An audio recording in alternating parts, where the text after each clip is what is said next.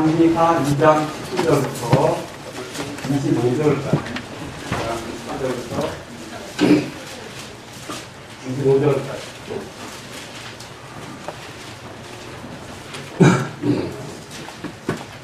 다 찾으셨으면 제가 또 한 절 읽고 그 다음에 여러분들이 공감하면 되겠습니다. 제가 먼저 읽습니다. 그 도시의 사람들이 엘리사에게 이르되 원하건대 보소서 내 주께서 보시는 바와 같이 이 도시에 미치는 적으나 물이 좋지 못하므로 땅이 열매를 맺지 못하나이다 하니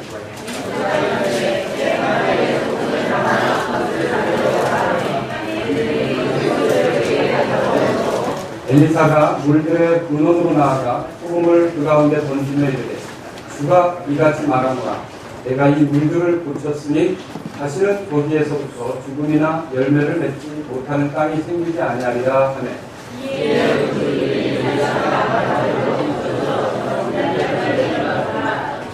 엘리사가 거기서 베델로 올라가더니 그가 길에서 올라갈 때 어린아이들이 도시에서 나와 그를 조롱하여 그에게 이르되 너 대머리여 올라가라 너 대머리여 올라가라 하고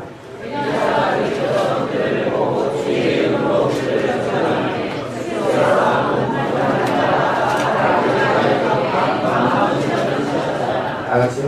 엘리사가 거기서 베메산으로 가고 거기에서 사마리아로 돌아왔다. 네, 그러니까 여기 그 24절에 보면 저주라는 말이 있죠. 오늘 제가 이 19절로부터 25절까지 말씀을 갖고 저주에 대해서 여러분에게 말씀드립니다. 특히 저주가 사라지고 임하는 원리에 대해서 여러분에게 말씀을 기도하겠습니다.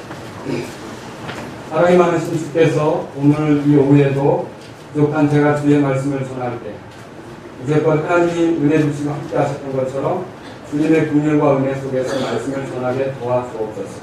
또 성도님들에게 복이 되게 하시고 우리 모두에게 하나님께서 주시는 은혜가 있어서 또 하나님께 가까이 가는 시간이 되도록 도와주옵소서.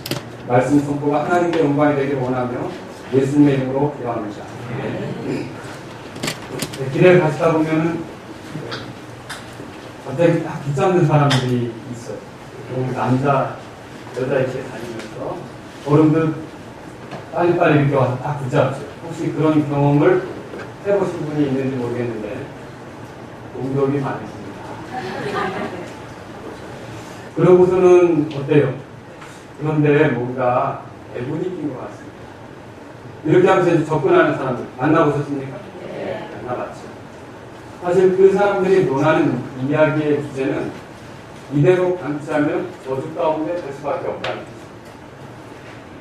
그래서 그 사람들이 우리에게 그 저주에서 풀어날 수 있는 길을 소개하겠다고 하는데 실상 저주가 왜 오는지를 모른다면 그 소용이 없다는 거죠. 여러분 저주가 이 땅에 오는 이유, 우리 개인이 저주 가운데 들어가는 이유, 한 민족이 저주를 당할 수밖에 없는 이유는 죄라는 것이 있습니다. 결국 죄를 사랑하고 죄 가운데에서 살고 죄로부터 돌이키기를 원치 않으면 저주 가운데에서 지낼 수밖에 없는 거예요. 그래서 이 죄라는 문제로부터 시작해서 저주에서 벗어나려고 하지 않는다.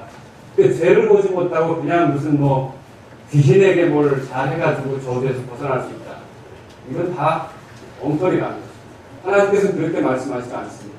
그래서 오늘 저는 여러분들에게 저주가 사라지고 임하는 그런 원리를 살핀다고 했는데 19절로 20절에 보면 저주가 사라지게 하는 주님의 모습을 봅니다. 그리고 23절로 25절에는 저주가 반대로 임하게 하는 주님의 그 원리를 보게 되죠.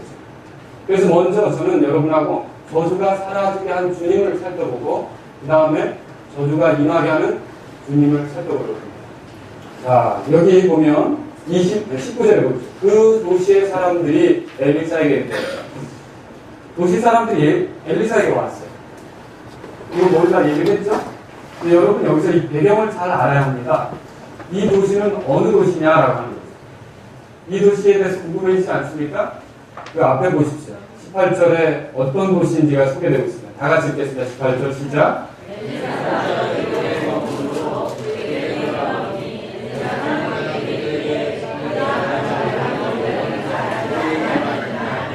엘리사가 지금 어디 있어요?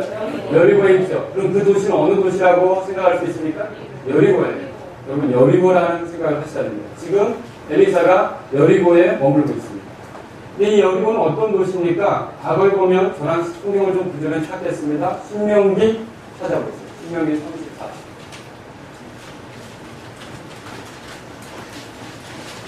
그리고 지금 여리고에 물이 문제가 있죠? 그래서 여리고에 물이 생명이 자랄 수 없고 열매를 내놓을 수 없는 그런 물이었단 말입니다. 근데 과거의 여리고는 어땠느냐?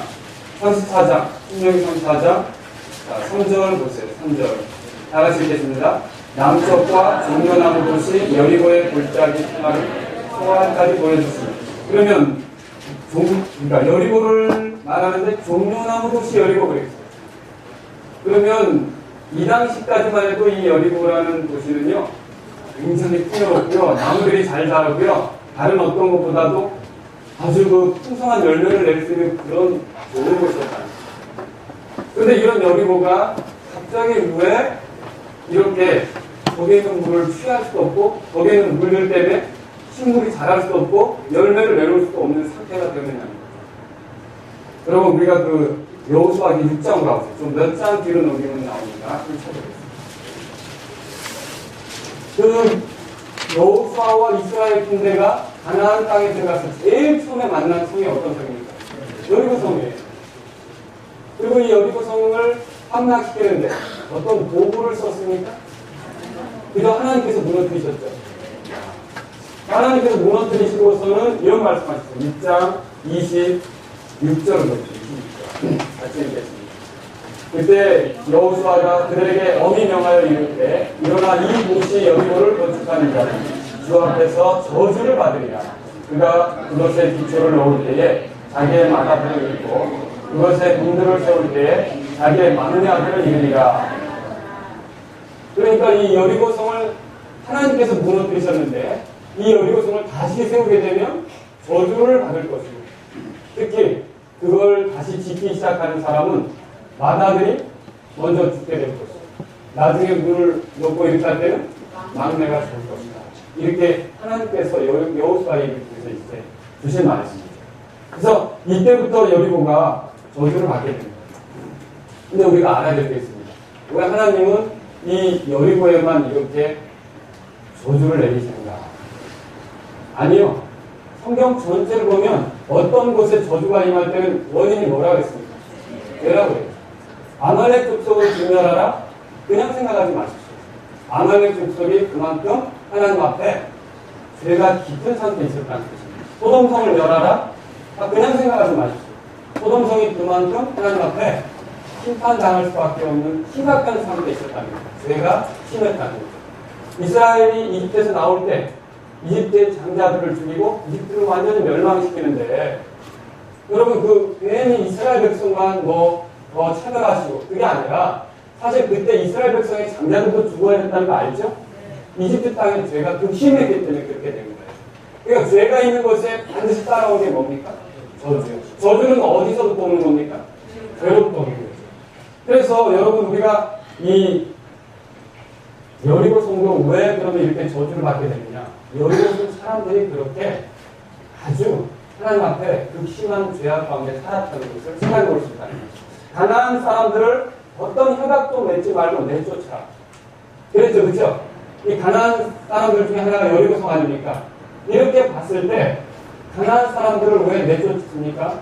사실 그 전에 이 법을 주시고 이렇게 할 때는 아직 가난한 사람들이 그렇게 극심하지 않다는 표현을 주신 적도 있어요. 근데 이스라엘 백성이 요르단을 건너 가나안 땅에 들어갈 때쯤에는 가나안 사람들이 극심한 상태에 있었어요. 레위기 18장 같은 데 보면 가나안 사람들이 행하는 성적인 타락은 참 다 말로 할 수가 없어요. 성경을 보면서 어떻게 이런 것들이 여기에 기록되어 있을까라고 할 정도로 극심하게 성적으로 타락한 사람들의 모습을 발견할 수가 있는 거죠. 그러니까 어때요? 여리고가 파멸한 것이 그냥 하나님이 기분상 못마땅했어. 그냥 하나님이 이스라엘만 생각했어. 그겁니까? 죄 때문에 여리고가 멸망한 거예요. 죄가 저주를 가져오고 저주는 죄로부터 시작이 됩니다. 여러분과 제가 이것을 알 필요가 있다는 거죠. 그래서 약 500여 년 동안 그 이후로 여리고성을 재건하려고 하는 시도를 그 누구도 하지 않았습니다. 근데 사실 이 여리고의 위치가 상당히 중요하거든요. 예루살렘이 있다면 여러분이 보시기에 예루살렘 북동쪽으로 약 70리, 한 28km 정도 이렇게 떨어지는 곳이에요. 그런데 요르단에서 가나안 땅으로 들어올 때는 항상 이곳을 지나가야 돼요. 그리고 가나안 땅에서 다시 요르단으로 건너갈 때, 요르단 동편으로 갈 때는 어떻게 해요? 또 이곳을 지나가야 돼요. 거기 굉장히 중요한 요지예요. 그래서 사실은 성읍이 거기 건설이 되고 사람들이 모여 살기도 했던 것이고요. 그런데 이것이 무너져 내린 후로 약 한 500여 년이 지나가는 동안 아무도 그 땅을, 그 도시를 다시 세울 수가 없어요. 그런데 그 도시를 세우려고 할 사람이 나타났어요. 이 사람은 이스라엘 왕 아합의 시대에 등장합니다. 여기 한번 성경을 찾아볼까요? 그 열왕기상 16장입니다. 열왕기상 16장.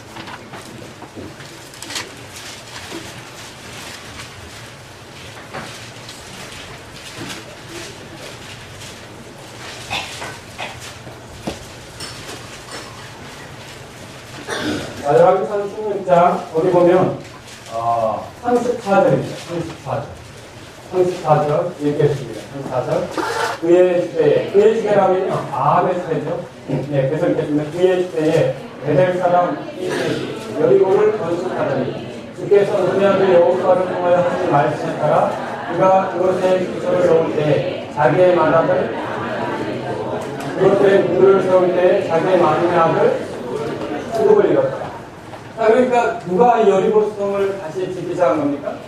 예, 히멜이라고 하는 사람이 있었는데 이 사람이 여리고성을 지을 때 기초를 놓는 때에 맏아들 아비람이 있고 그 다음에 여기 보니까 또 문들을 세울 때에 막내 아들 하나님 같은 대로 됐습니까? 여러분 하나님께서는 자신의 말씀하신 그대로 이루시는 분이십니다. 신실하신 분이고요 능력이 있으셔서 자신이 말씀하신 것을 정확히 이루실 수 있는 분이죠. 그래서 이 히멜이 여리고성을 다시 지었어요. 자기의 자녀들이 죽는 것을 보면서 다시 지었다는 거죠. 그리고 이로 인해서 여리고의 사람들이 거하게 된 거예요. 열왕기하 2장으로 가보세요. 오늘 본문에 봅니다. 2장 5절에 보십시오. 여리고에 있던 대언자들의 아들들이 엘리사에게 나와 그에게 이르되 그 말은 무엇입니까? 여리고에 대언자 학교까지 있었다는 거죠. 사람들이 모여 살았다는 뜻이죠. 그래서 엘리야가 올라가기 전에 길갈도 가고 베델도 가고 여리고도 가고 이렇게 돌아다녔던 그런 흔적이 나옵니다. 자, 여리고 도시가 세워지긴 했지만 그럼에도 불구하고 문제가 있었죠? 오늘 본 말씀 19절에 보세요. 그 문제는 뭡니까? 다 같이 읽겠습니다. 그 도시의 사람들이 엘리사에게 이르되 원하건대 보소서 내 주께서 보시는 바와 같이 이 도시의 위치는 좋으나 물이 좋지 못하므로 땅이 열매를 맺지 못하나이다. 문제는 뭐였어요? 물이 안 좋았다는 거였어요.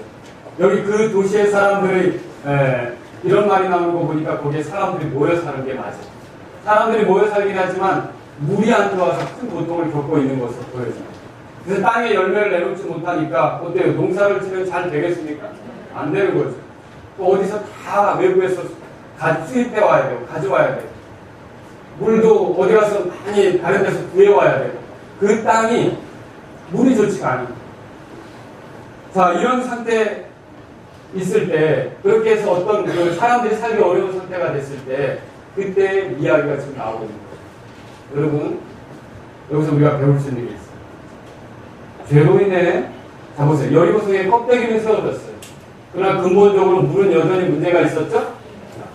죄로 인해 저주를 받은 사람들이 저주 가운데 있는 사람들이 자신의 껍데기를 좀 고쳐서 그럴듯하게 종교에 익숙해지고 어떤 형태의 신앙의 형태를 보여주고 꾸민다 할지라도 그 근본적으로 그 안에서 생명이 새롭게 되지 않는 거예요. 그러니까 하나님 말씀을 통해서 다시 태어나고 다시 시작한 사실이 없으면 겉만 온전케 한 곳으로는 저주를 피할 수가 없다는 거예요. 여러분과 제가 교회를 오래 다녀도 내면에서부터 하나님의 생명으로 다시 태어난 사실이 없으면 저주를 피할 수 있습니까? 저주를 피할 수 없다는 거예요. 겉으로 내가 뭘 세워 올려서 교회 안에서 사람들이 날 인정할 만하게 된다 할지라도 내가 하나님 말씀으로 고침받은 사실이 없으면 저주는 피할 수 없다는 거예요. 그래서 저와 여러분들은 이 문제에 봉착했을 때 여리고성 사람들의 한 것을 통해 배워야 될 게 있다. 내가 껍데기를 고치려고 하는 게 아니라 껍데기가 교회 다니면서 기독교 교인인 것이 맞지만 내 안에 생명을 통해 새롭게 다시 태어난 사실이 없고 고침받은 사실이 없다면 그 참된 변화가 내 안에 나타나기를 갈망하고 하나님의 사람에게 찾아온 여리고성 사람들처럼 하나님께서 어떻게 이 일을 해결해 줄까라는 기대를 가지고 주님께 나온 것이 필요하다는 걸 믿으시기 바랍니다. 그것이 필요한 거예요. 자, 그런데 여기 여리고의 저주가 사라지게 돼서 20절 보십시오. 엘리사가 이르되 새 항아리에 소금을 담아 그것을 가져오라 하매 그들이 그것을 그에게 가져오고 뭘 준비했어요? 새 항아리를 준비했어요. 사실 이것을 그 당시의 문맥으로 보면 이제 예레미야는 갔어요. 엘리야는 갔어요. 엘리야를 이어서 엘리사가 온 거 아닙니까? 엘리사가 새 항아리 같은 사역을 하고 있는 거죠. 엘리사가 베푸는 2배의 능력을 받은 엘리사가 주는 그런 것들로 문제가 해결되는 거죠. 그러나 여기 그 다음 구절 보세요. 그 다음 구절에 또 이에 그 물들이 엘리사가 한 말대로 고쳐져서 이날까지 이르렀다. 20절에 그렇게 나오죠? 자, 소금을 뿌렸고 죽음이나 열매를 맺지 못하는 땅이 이제 생기지 않게 된다. 이렇게 말씀에 따라 고쳐지게 된 것을 발견할 수 있어요. 여러분 여기 이제 소금을 뿌렸는데 이 소금에 의해서 그 물들이 깨끗하게 된 걸 발견할 수 있어요. 자, 그러면 오늘날 죄의 저주로부터 우리가 벗어나고 깨끗하게 된 건 무엇입니까? 겉이 반듯한 게 아니라 하나님 말씀이 필요합니다. 하나님 말씀이 필요하다. 여기 보십시오. 뭐라고 써 있습니까? 21절에 주가 이같이 말하노라. 내가 이 물들을 고쳤으니 라고 하잖아요. 주님의 말씀이 필요합니다. 다시 거기서부터 죽음이나 열매를 맺지 못하는 땅이 생기지 아니하리라 하매 이에 그 물들이 엘리사가 한 말대로 고쳐졌어. 주님의 말씀대로 고쳐졌어. 이렇게 얘기합니다.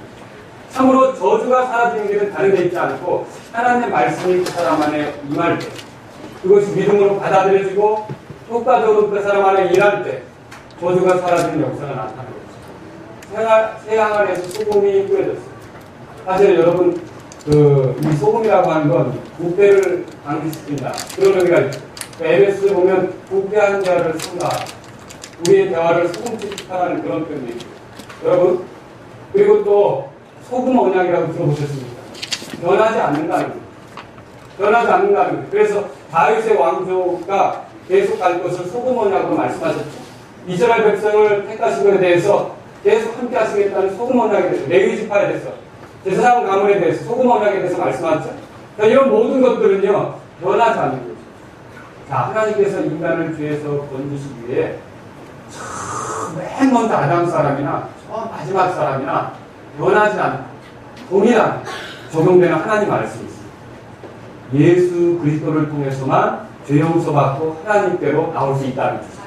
이 변함없는 이 말씀, 이 변하지 않는 약속, 이 은혜의 약속, 소금 약속과 같은 이 영원한 약속, 예수 그리스도를 믿으면 더 이상 그 믿는 자에 대해서는 정죄함이 없다고 말씀하신 그 놀라운 약속의 말씀을 믿고 예수 그리스도를 받아들이게 되는 사람은 어떤 일이 벌어집니까?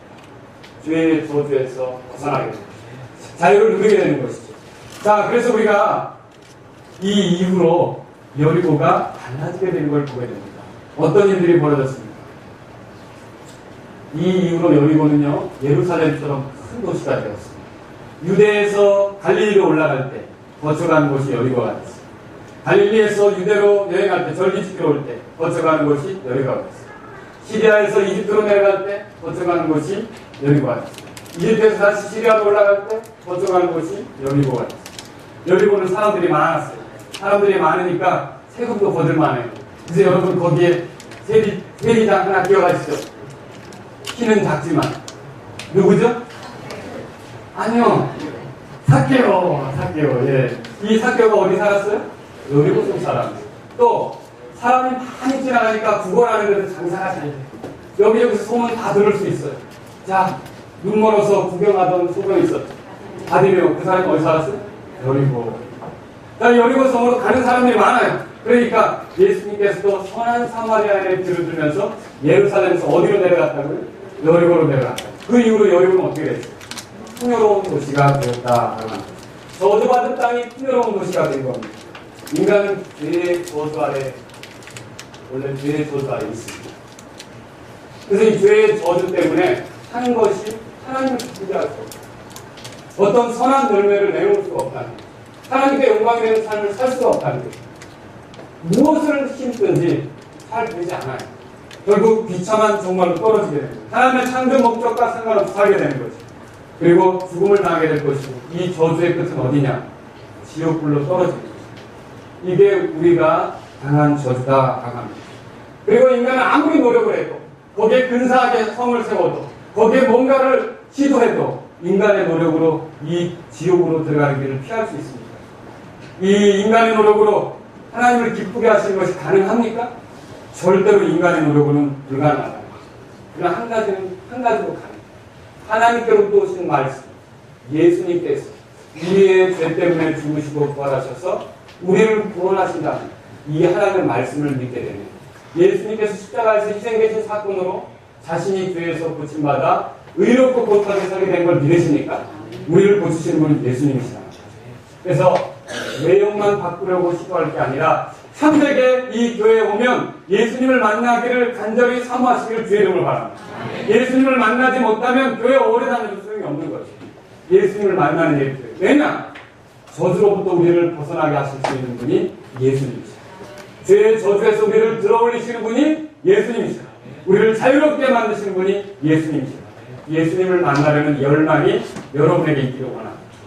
평생 걸쳐 예수님에게 관심 없고 교회에서 하는 일들, 교회에서 하는 의식 그냥 거기에 맞춰가는 사람은 나중에 후회하게 될 수가 있습니다. 예수님을 통해서만 죄의 저주에서 벗어나 정말 소망 있고 열매가 있는 삶이 가능하다는 걸 믿으시기 바랍니다.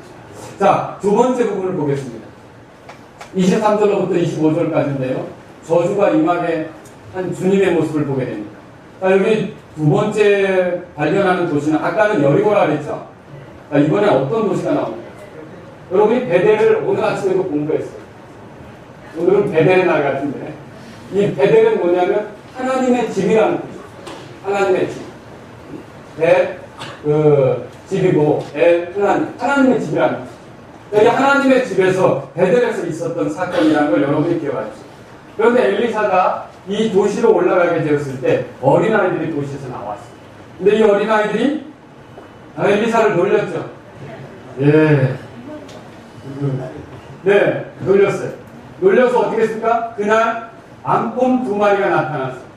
그제 우리가 동물원에 가서 본 그 큰 곰 2마리가 그런 곰같이 덩치가 큰 곰 2마리가 나타나서 어떻게 되냐. 몇 명을 죽였어요? 42명을 죽였어요. 42명. 자, 근데 여러분이 여기서 이제 이 아이들을 꼬맹이라고 생각하면 안 됩니다. 우리 예송이나 예손이 같은 그런 아주 어린이라고 생각하시면 안 되고, 여기서는요, 이 솔로몬도요, 1000개 번제 업무를 드린 뒤에 주께서 나타났을 때 이렇게 말한 적이 있어요. 나는 작은 아이요. 들어보셨습니까? 여기 그 작다라는 표시는요, 예를 들어, 좀 이렇게 표현해서 그렇지만, 네, 우리 최철순 형제님이 있고, 예를 들어서 최진영 형제님이 있다. 그러면, 자, 여기서 작은 아들이 누굽니까? 여러분 아시죠? 최진영 형제님이죠. 거기에 그런 작다라는 표현입니다. 완전히 무슨 꼬맹이를 얘기하는 것이 아니라는 거죠. 그 더 젊다라는 의미가 있는 거죠. 사실 솔로몬이 왕위에 등극한 나이를 제가 하여튼 성경을 찾아보는데 발견하기가 어렵더라고요. 근데 대략 추측하기는 18살에서 20살 정도가 아니었겠느냐. 다윗이 37세 때 이 예루살렘에서 통치를 시작해가지고 예루살렘에서 통치하는 중에 솔로몬을 낳았고, 솔로몬이 밧세바의 5번째 아이, 첫 번째 아이는 죽었죠. 이 4명의 이름 적혀져 있죠. 5번째 아이였던 것이 나오고, 이 5번째를 낳을 때 어떤 터울을 해마다 낳은 게 아니라 2살 터울 혹은 3살 터울로 계산한다면 한 그 정도로 우리가 추측을 해볼 수 있다는 거죠. 이해하시겠죠?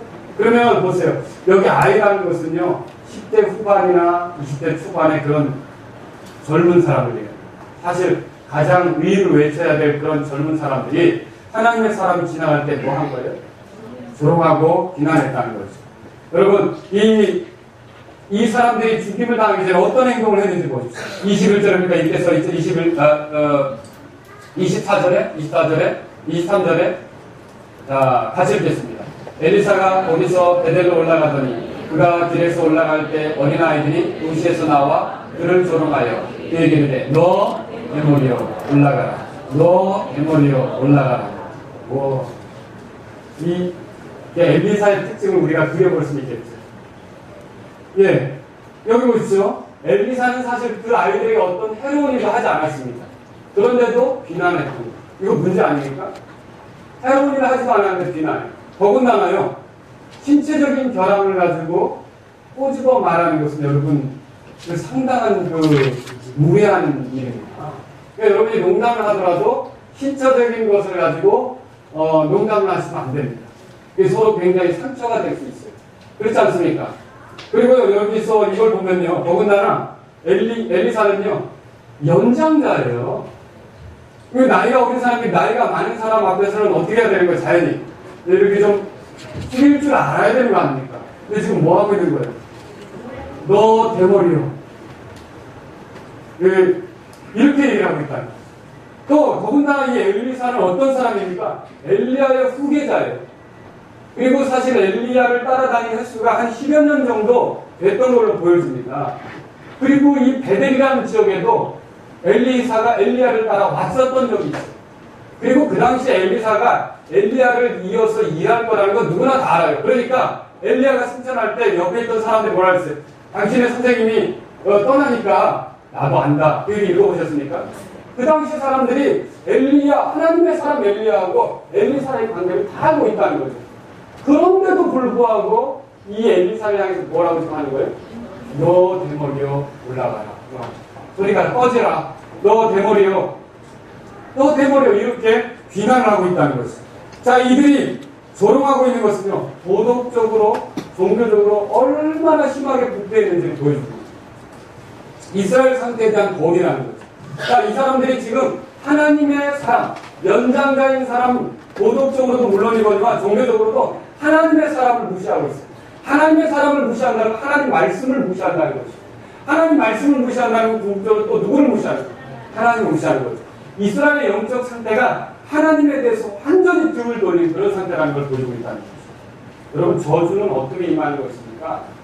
하나님께 등을 돌리고 고집스럽게 가며 하나님 말씀의 귀를 닫기 시작할 때, 그리고 그 귀를 닫고 듣지 않으면서 고집스럽게 완고하게 나갈 때 저주가 임할 수밖에 없다는 거죠. 저 여러분들이 여기서 생각해야 될 건 엘리사가 당시에 자신의 그 자존심을 건드렸기 때문에 그 아이들에 대해서 저주를 퍼부은 거라고 생각하시면 안 돼요. 저주는 왜 임한다고 아까 말씀드렸습니까? 죄에 대해서. 그러니까 여기서 엘리사가 임하는 것은 그 죄에 대한 하나님의 관점으로 말한 것이다. 그러니까 죄가 있는 것은 뭐가 오는 거예요? 저주가 오는 거예요. 이 하나님 말씀을 존중하지 않는 것이 얼마나 심각한 죄입니까? 여러분, 하나님 말씀을 가지고 이렇게 하나님 말씀을 전하는 자들을 가볍게 여기거나 하나님 말씀에 대해서 적대시 하는 사람들이 짐승의 개입을 많이 하더라고요. 자, 하나님 말씀이 있는데도 발람이 고집스럽게 갈 때 누가 나타나서 이거 아니라고 했어요? 나귀가. 그렇죠? 또 여로보암에게 가서 네가 쌓은 단을 요시아라는 왕이 나타나서 다 옮을 거다 하면서 할 때 저놈을 잡아라니까 오른손이 말랐어요. 그 왕이. 그래서 내가 잘못했으니까 기도해달라고 그렇게 손 풀어줬죠. 그때 말을 했던 하나님의 사람이 있었죠. 이 늙은 하나님의 사람, 그죠? 하나님의 사람은 어떻게 했습니까? 자기에게 주신 말씀에 따라 아무것도 먹지 말고 물도 빵도 내지 말고 왔던 길이 아니라 반대편으로 가야 됐습니다.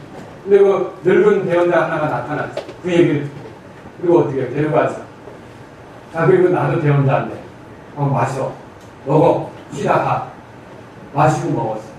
그리고 길을 떠나는데 뭐가 나타났어? 사자가 나타나서 하나님 말씀을 가볍게 여긴 그 사람은 어떻게 했어요? 찢었어요. 근데 놀라운 게 사자도 있고 옆에 다른 것도 있었죠? 짐승도 있었죠? 근데 사자는 그 사람을 뜯고서는 어떻게 했어요? 죽이기만 하고 가만히 있었어요. 놀라운 거 아닙니까? 그걸 보고 늙은 대언자가 이거 진짜 하나님의 대언자의 말이구나. 이게 진짜 일어나겠구나. 이걸 알고 그 사람을 데려다 장례를 치고 그렇게 자기를 그 사람들한테 묻어달라고 유언까지 남기고 여러분 읽어보셨죠? 자, 하나님 말씀을 소홀히 나갔을 때 이런 일들이 일어나는 것을 볼 수 있는 거죠. 여기서는 어떻게 됐어요? 암꾼이 나타나서 42명을 죽이는 그런 것들을 보게 된단 말이에요. 자, 이 땅에서 어떻게 살더라도 하나님 말씀을 무시하면 궁극적으로는 저주를 받게 됩니다. 좋은 집에서 살고, 좋은 문화를 누리고, 좋은 먹거리를 즐기고, 좋은 관계 속에 살았다 할지라도 하나님 말씀에 귀를 닫고 끝까지 가면 그 사람의 끝이 뭡니까?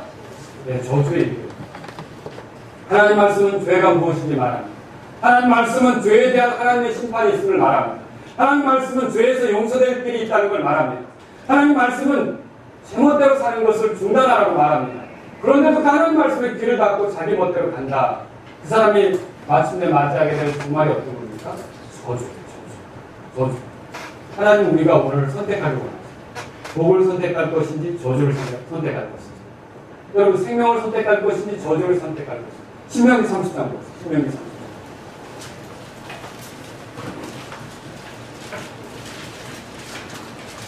신명기 30장 19절.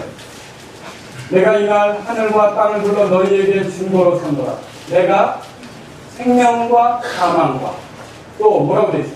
복과 저주를 너희 앞에 두었나니 그러므로 너와 내 씨가 살기 위하여 생명을 택하라.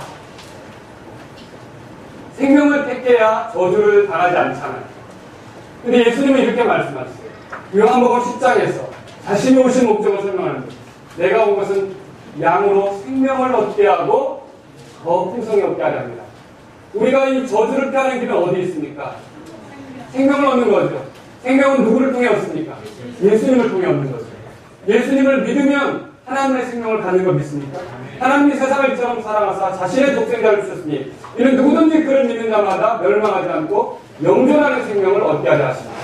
예수님을 통해 우리가 생명을 얻는 거 맞습니까? 근데 이런 하나님의 말씀, 예수님을 통해서 주어지는 우리를 구원하기 위한 하나님의 말씀에 대해 귀를 담아요. 복음에 귀를 닫아요. 복음에 대해서 귀를 닫아요. 그럼 그 사람 끝은 어떻게 되겠습니까? 마태복음에 나와요. 마태복음 25장 찾아보세요. 마태복음 25장. 그래서 저는 죄가 저주를 가져오고 또 이 저주 가운데서 벗어나려면 하나님 말씀이 있어야 되는데 그럼에도 불구하고 하나님 말씀을 존중하지 않고 죄 가운데 있기를 고집하는 사람들은 저주로 끝날 수밖에 없다는 것을 하나님 말씀에서 말씀드립니다. 마태복음 25장 거기 보세요. 41절. 다 같이 읽겠습니다. 41절. 그때에 그가 왼편에 있는 자들에게 이르되 저주를 받은 자들아 너희는 내게서 떠나 마귀와 그의 천사들을 위하여 예비된 영존하는 굴에 들어가라. 굴에 들어가는 사람을 뭐라고 표현했어요? 저주를 받은 자들이라고 표현했죠. 이 사람들의 이렇게 될 수밖에 없는 궁극적인 이유가 어디 있습니까? 원인이 어디 있습니까? 예수님을 거부하는 거죠. 예수님을 받아들이지 않은 거잖아요. 예수님에 대해서 말씀하신 하나님 말씀을 거부한 거 아닙니까? 복음을 거절한 사람들에게 이런 결말이 옵니다. 데살로니가후서 1장 보시죠. 데살로니가후서 1장.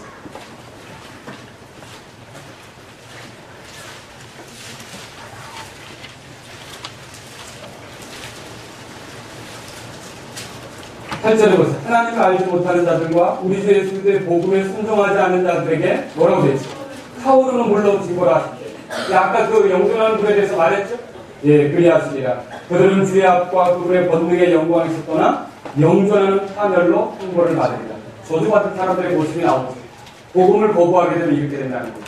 여러분, 사실 베델은 여리고와 달리 하나님의 집이라는 뜻이 있는 복된 장소였어요. 오늘 아침 말씀드렸죠? 야곱이 하나님을 만났던 곳이에요. 하나님이 여기 함께 계시는구나. 그걸 경험했던 곳이에요. 그러면 야곱이 경험했던 그 놀라운 것을 그 사람들도 경험할 수 있지 않습니까? 근데 그들은 하나님 말씀에 관심이 없는 거예요. 그 하나님을 찾지 않는 거죠. 오히려 이 베델은 어떤 동네가 되어버렸냐면 이름은 하나님의 집인데 여로보암이라는 왕을 통해서 우상숭배가 극심한 곳이 됐어요. 여로보암이 이 유다 왕조에게 향한 이스라엘 백성의 마음을 도둑질하려고 이 베델에다 금송아지를 만들었어요. 그리고 금송아지를 만들었을 때 우선은 어떻게 했냐면 이 송아지가 너희를 이집트에서 인도해낸 신이다. 거짓 교리를 가르쳤어요. 뿐만 아니라 자격이 없는 사람, 제사장을 레위 사람만 할 수 있는데 자격도 되지 않은 사람을 제사장으로 쓰고 있어요. 뿐만 아니라 이스라엘 사람들이 하나님의 은혜를 기억하기 위한 절기가 아니라 그들이 자기들끼리 자축하기 위한 절기를 만들어서 거짓 절기를 지키게 됐어요.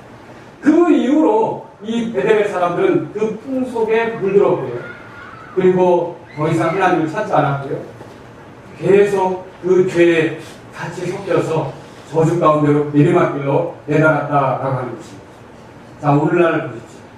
하나님의 집에 있다는 것, 교회 안에 앉아있다는 것이 다 여러분에게 궁극적으로 끝이 좋은 것은 아니라는 거죠.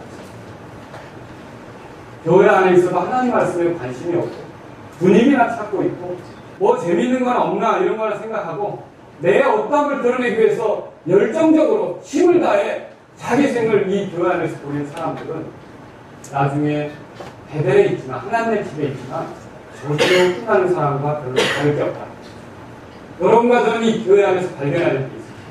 하나님이 여기 계시다는 것과 하나님 말씀을 들어야 된다는 것과 그 말씀을 소망 삼아 우리의 삶을 죄로부터 돌이켜서 하나님께로 나아가야 된다는 사실을 발견하시기 바랍니다.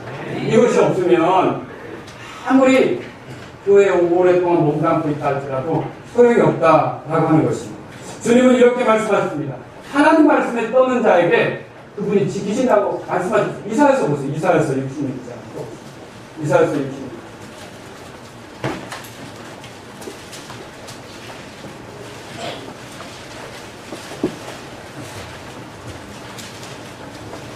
그러니 여러분이 교회에 올 때, 제가 교회에 올 때 제일 관심이 뭐야 됩니까? 하나님 말씀을 들으려고 해야죠. 하나님이 어떤 분인지 알려고 해야죠. 하나님의 뜻이 무엇인지를 구해야죠. 그리고 한 주간 살아갈 때는 어떤 생각으로 살아야 합니까? 그 말씀대로 살아야 되죠.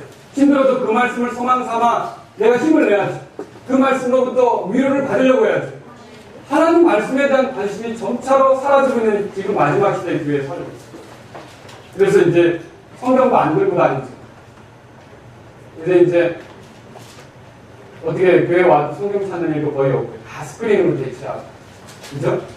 그리고 뭐 성경은 거의 주일날 와서 듣는 게 전부고 들어도 성경 얘기가 하나님 말씀이 아니라 세상 얘기가 많아요. 여러분 점점 이제 귀찮아지는 것입니다. 교회 오면 하나님 말씀을 들을 수 있다는 기대가 있어요. 이 마라나타 침례교회는 여러분과 제가 항상 이곳에 가면 지치고 힘든 내 삶에 하나님 말씀을 들을 수 있다는 그 기대가 있어야 되지 않습니까? 그런 교회가 될 수 있기를 주의 이름으로 바랍니다. 여기서 누가 말씀을 전하든지 여기에 선 사람들이 항상 하나님 말씀을 전할 거라는 기대를 가지고 들어야 될 거 아닙니까? 여러분 이사야서 66장부터 2절. 자, 다 같이 읽겠습니다. 그 모든 것들을 내 손이 만들었으므로 그 모든 것들이 존재해 왔느니라. 주가 말하노라. 오직 나는 가난하고 통회한 영을 가진 자, 내 말에 떠는 자를 보살피느니라. 하나님 말씀에 여러분이 예민하게 반응하고 하나님 말씀에 소망을 갖고 하나님 말씀이 뭐라고 말하는지 기대하고 여러분 그런 경우는 이제 저주가 아니라 생명의 열매를 풍요롭게 맺는 놀라운 일들이 생기지 않겠습니다. 주님은 지금 우리에게 이것을 원하고 있다고 하는 것입니다. 사실 오늘 저는 이제 이 말씀 통해서 우리가 알아야 될 것, 저주가 어떻게 다뤄지는지 우리가 알아야 될 것 세 가지를 말씀 좀 끝내려고 합니다. 첫 번째는요, 겉모습만 바꾼다고 해서 죄로 인해 내려질 저주가 사라지는 것은 아니라. 믿으시겠습니까? 주께서 고쳐주셔야 저주가 사라집니다. 주님은 오늘날 죄의 저주에 매인 우리들을 고치시고자 하십니다. 갈라디아서 3장 보세요. 갈라디아서 3장. 우리가 어떤 저주 가운데 살았습니까? 여러분과 저는 율법의 저주 아래 있었습니다. 율법을 우리가 완전히 지킬 수 있었습니까? 율법을 지킨다는 거 생각해보세요. 거울 보고 가위바위보에서 이겨야 되는 거 가능합니까? 율법을 완벽하게 지키는 게 가능합니까? 안 되죠. 얼마나 어리석은 일입니까? 자, 사실 하나님 앞에 우리가 율법을 지켜야 되는 게 맞습니다. 그런데 그걸 통해서 우리가 의의가 있고 하나님을 받아들여질 만하고 하나님께 받아들여질 만하고 그건 아니라는 거예요. 사실 율법을 신뢰하면 신뢰할수록 어디로 가는 거예요? 저주 안에 있게. 왜냐하면 또 율법은 지키라고 요구할 뿐만 아니라 못 지키면 뭐예요? 정죄죠. 정죄는 죽음이 있어요. 그래서 율법의 정죄를 당하면 죽어야 되는 거예요. 그래서 구약에는 그 율법의 정죄에서 벗어나기 위해서 내가 죽는 대신 뭘 했어요? 짐승을 잡아 죽였던 거 아닙니까? 예수님이 왜 우리에게 오신 겁니까? 바로 이 율법의 저주에서 우리를 풀어주시고자 오신 걸 믿으십니까? 갈라디아서 3장 10절에 보세요. 그래서 10절. 율법의 행위에 속한 자들은 다 저주 아래 있나니 기록된 바 율법책에 기록된 모든 것을 행하기 위하여 항상 그것들 가운데 거하지 아니하는 자는 다 저주받은 자니라 하는 거예요. 여러분 우리가 이 율법의 저주 문제를 스스로 해결할 수가 없어요. 하나님께서 요구하시는 거룩함을 이룰 수가 없어요. 또 죄인인 우리를 위해 요구하시는 그런 하나님의 그 형벌 이런 거 우리가 감당이 안 돼요. 그런데 예수님이 오셨어요. 예수님이 십자가에 달리신 거 여러분 아십니까? 이게 율법의 저주에서 우리를 건지시려고 한 거 믿으십니까? 13절 보세요. 13절. 갈라디아서 3장 13절. 시작. 그리스도께서 우리를 위해 저주가 되사 율법의 저주에서 우리를 구속하셨으니 기록된 바 나무에 달리는 모든 자는 저주받았느니라. 예수님이 나무에 달렸어요. 나무에 달린 자는 저주받은 자라 그랬죠. 예수님이 대신 저주를 당하신 거. 그분은 저주받을 만한 일이 없어요. 그런데도 내가 그 저주에서 꺼내줘야 되니까 예수님께서 대신 나무에 달려서 나를 대신해서 저주를 당하신 거죠. 나를 대신해서 죽임을 당하신 거예요.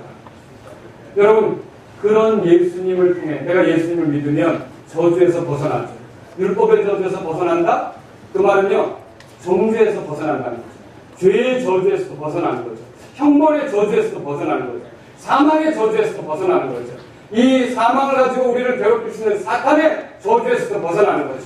모든 저주에서 우리를 벗어나게 하신 분이 예수 그리스도이십니다. 예수 그리스도를 통해 우리가 벗어나는 겁니다. 사실 베드로전서 2장 보세요. 베드로전서 2장. 나무에 달려서 어떻게 하시는가 예수님께서. 나무에 달린 자는 저주받은 자라 그랬죠? 베드로전서 2장 보십시오. 거기 24절에 친히 나무에 달려 나무가 십자가를 말하는 건지 여러분 알고 계시죠? 친히 나무에 달려 자신의 몸으로 우리의 죄들을 지었으니 이것은 죄들에 대하여 죽은 우리가 살아서 의에 이르게 하려 합니다. 그분께서 채찍에 맞음으로 너희가 뭐라고 돼 있어요? 여러분 이거예요. 아까 여리고 그 물이 마실 물이 못 되고 생명이 살 물이 못 됐지만 주의 말씀으로 엘리사 입에서 나온 말씀으로 고침받았죠. 죄의 저주에 빠진 저희들이 어떻게 고침받습니까? 예수님이 십자가에서 우리 죄 때문에 죽으심으로 그 예수님을 믿을 때 죄의 심각함 속에서 우리가 고침받습니다. 이제는 하나님께 기쁨이 되는 하나님께 영광이 되는 열매를 맺게 되는 걸 믿으십니까? 이것이 우리의 삶인 걸 믿으십니까? 그래서 입술의 열매 찬양도 하나님께 드릴 수 있게 됐어요. 믿으십니까? 또 우리가 감사를 드리죠. 그 다음에 하나님의 성품을 소유하는 성령님의 열매도 우리가 맺게 되는 걸 믿으십니까? 또 우리가 누군가를 주님께 인도하는 수학의 열매도 맺게 된 걸 믿으십니까? 우리의 삶이 변화돼서 하나님을 기쁘게 할 수 있게 되는 것이 얼마나 놀라운 일입니까? 전에는 그렇게 할 수 없었다. 그러나 누구 때문에 이것이 가능했습니까? 우리에게 찾아오신 말씀, 하나님의 말씀, 살아있는 말씀, 예수님을 통해서 우리가 고침받게 된 걸 믿으십니까?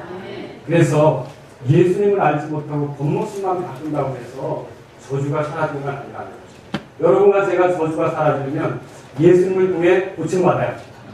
그걸 위해 예수님이 나무에 달리십니다.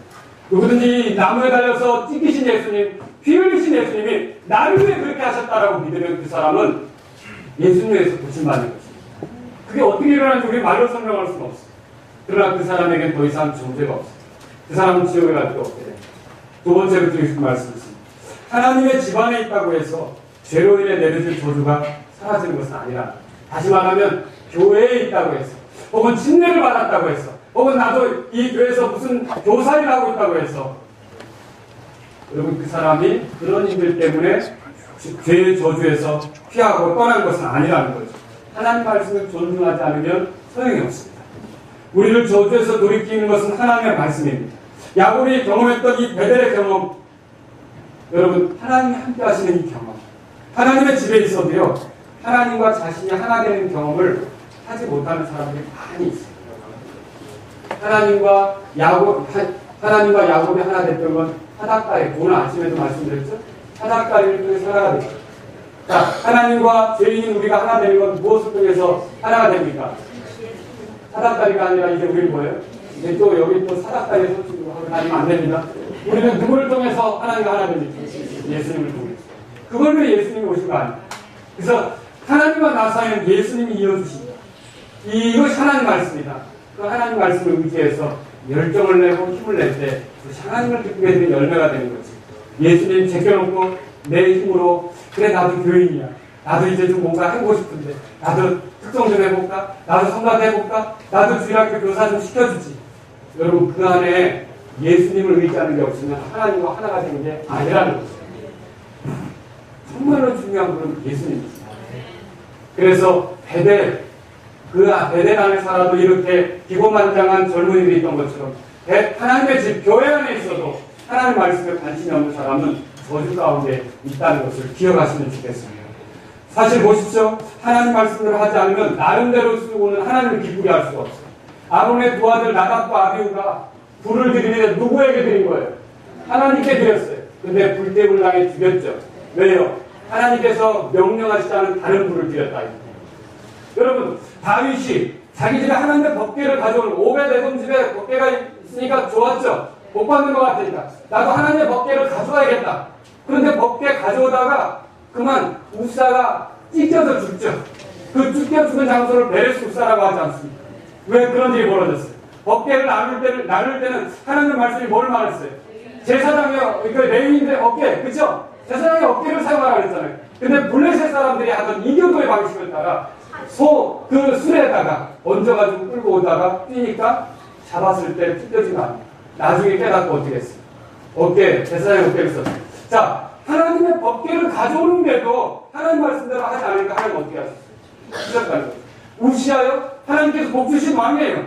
그런데 이 향단을 가지고 들어가서 성소로. 성소에 누가 계시는데요? 하나님이 계시잖아요. 하나님을 향해 우시아가 나갔어요.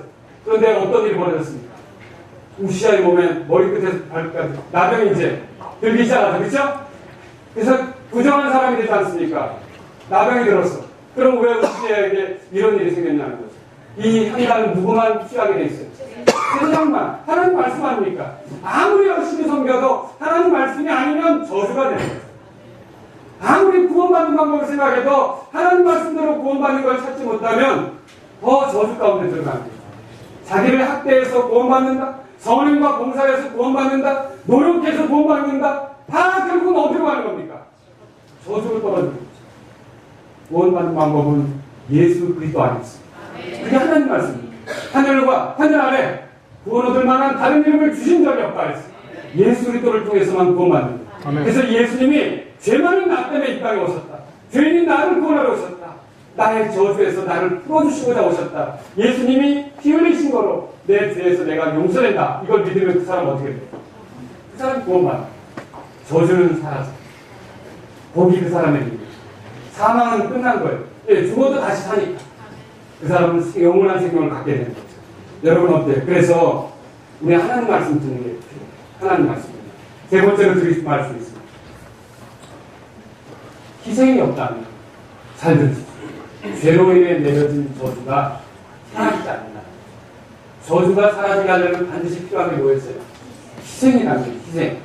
자, 보통 저주받은 거에서 등을 돌리게끔 돼 있어요. 저주받은 거에 등을 돌리게끔 돼 있다고. 히멜 생각해보세요. 히멜 분명히 하나님 말씀이 있어요. 여리고성 기초 놓으면 맏아들 죽어요. 문 세우면 막내 아들 죽어요.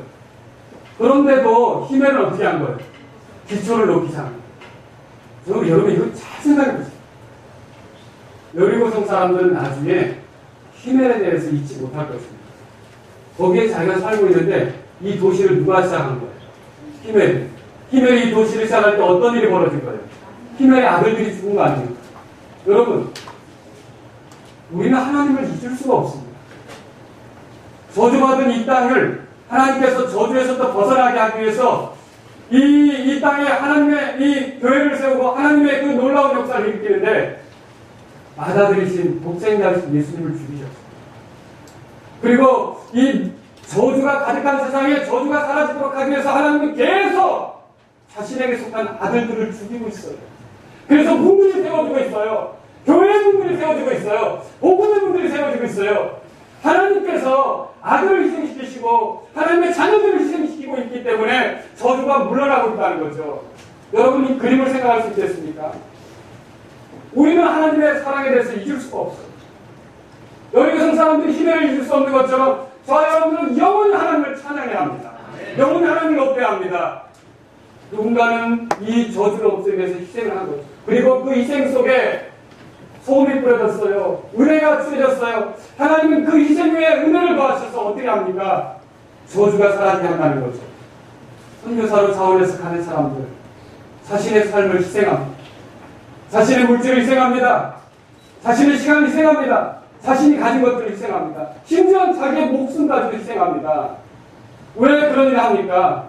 저주받은 것은 다 등을 돌리는 판이지만 그 저주받은 곳에도 사람들이 살기를 바라고, 그 저주받은 곳에도 생명이 피기를 원하고, 그 저주받은 곳에서도 하나님의 역사가 나타나기를 원하는 사람들이 아닙니까?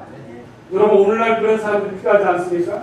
세상은 어차피 저주받은 거야. 등을 돌릴 게 아니라 어떤 희생이 있더라도 내가 이 희생을 감수하고라도 저주가 변하여 복이 되고 사망이 변하여 생명이 되고, 그래서 예수님을 전하기를 원하고 예수님을 전하다가 희생을 당하더라도 기꺼이 내가 그렇게 하겠다. 여러분, 이런 사람들이 필요하지 않습니까? 히멜처럼 또 자신의 아들을 희생시키시고 수없이 많은 자신의 백성들을 죽음으로 모시면서도 복음을 통해 저주가 사라지게 하신 그 하나님처럼 오늘 우리도 기꺼이 저주받은 세상에 기초를 놓고 문을 세우려고 뜻을 세우시는 분이 계시겠습니까?